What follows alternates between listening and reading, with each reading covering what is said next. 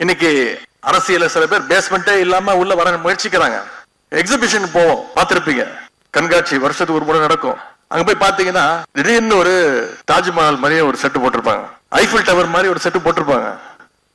உடனே பெரிய கூட்டம் கூடும். நம்ம ஊருக்கு தாஜ்மஹால் வந்துருச்சுப்பா, நம்ம போய் ஒரு செல்ஃபி எடுத்துப்போம்பா அப்படின்னு இளைஞர்கள் போய் நிச்சயம் போட்டோ எடுக்கத்தான் செய்வாங்க. அவ்வளவு ஆர்வம். தாஜ்மஹால போட்டோல பார்த்திருக்கோம், நம்ம ஊருக்கே வந்துருச்சுப்பா தாஜ்மஹால். ஐஃபில் டவருக்கு பார்க்க, உண்மையா ஐஃபில் டவர் பார்க்கணும்னா பாரிஸுக்கு போகணும்.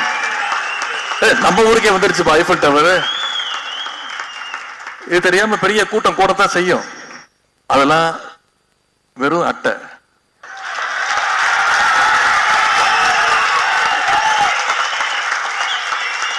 அதற்கு எந்த விதமான அஸ்திவாரமோ கொள்கையோ கிடையாது.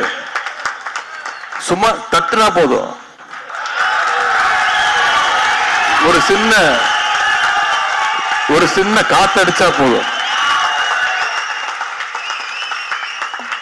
அவங்களுக்கெல்லாம் சொல்லிக் கொள்வது, திராவிட முன்னேற்ற கழகங்கிறது தியாகத்தாலும் போராட்டத்தினாலும் உருவான இயக்கம். எமர்ஜென்சியை பார்த்த கழகம் திராவிட முன்னேற்ற கழகம். எமர்ஜென்சியை பார்த்த தலைவர் எங்களுடைய கழக தலைவர் அவர்கள், முதலமைச்சர் அவர்கள்.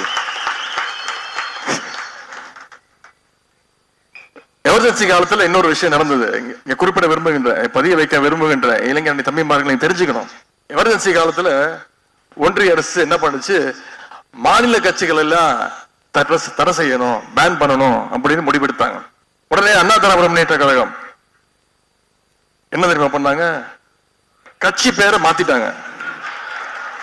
ஏதோ உத்தரப்பிரதேசத்திலயும் ராஜஸ்தான்லயும் உங்களுக்கு கிளை இருக்கிற மாதிரி அண்ணா திராவிட அனைத்து இந்திய அண்ணா திராவிட முன்னேற்ற கழகம் கட்சி பேரை மாத்திட்டாங்க. இதுதான் திமுகவுக்கும் அதிமுகவுக்கும் இருக்கக்கூடிய வித்தியாசம். ஆனா நம்முடைய தலைவர், அப்போது தலைவர் கலைஞர் என்ன தெரியுமா பண்ணாரு, என்ன தெரியுமா சொன்னாரு, வாழ்ந்தாலும் நான் கழகத்தோடு தான் வாழ்வேன், வீழ்ந்தாலும் நான் கழகத்தோடு தான் வீழ்வேன்னு சொல்லி, எங்களுடைய இயக்கத்துடைய பெயர் என்றைக்கும் திராவிட முன்னேற்ற கழகம் தான், என்ன வந்தாலும் பார்த்துக்கலாம் நின்னவர் கலைஞர் அவர்கள். அதை மாத்துறதுக்கே இடம் இல்லைன்னு சொன்னார். கலைஞர் அன்னைக்கு காட்டிய அதே உறுதியோட இன்னைக்கு நம்முடைய தலைவர் நம்முடைய இயக்கத்தை இன்னைக்கு வழி நடத்தி கொண்டிருக்கிறார். நம்ம எல்லாம் இன்னும் சொல்ல போனா கொள்கை தான் வழி நடத்துக்குது, நம்மள கொள்கை வழி நடத்துது. ஆனா எதிர்க்கட்சி தலைவர் திரு எடப்பாடி பழனிசாமி அவர்களை பயம் வழி நடத்துது.